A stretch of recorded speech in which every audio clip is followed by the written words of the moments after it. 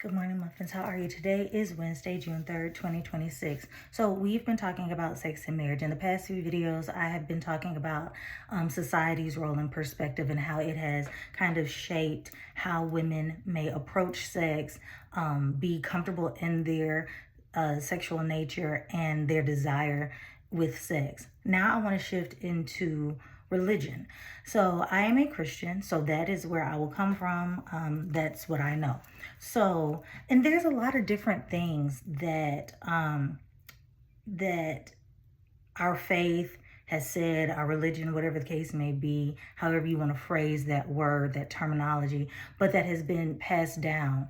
And some of the things have in fact been weaponized on both ends of the spectrum for men and women, okay? And so I want to get into a few of those. Of course, we won't cover it all today. But one thing that I do want to say about religion, one, the church either doesn't talk about it at all, or they talk about it as being this horrible thing that you shouldn't do. You should stay away from. It is a sin.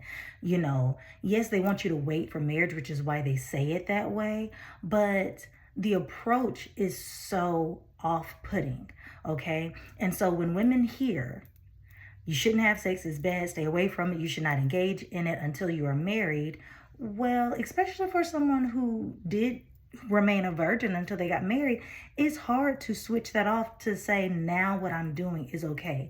That's not for everyone. Everyone does not experience that, but for some people, they do. I have seen it. There was, I think last year, this girl said, okay, I was not prepared to have sex when I got married. She was like, all I knew was that I shouldn't do it. She was like, and now I'm supposed to be comfortable with it. So it is a real struggle sometimes. And we have to understand what some of those struggles are for people.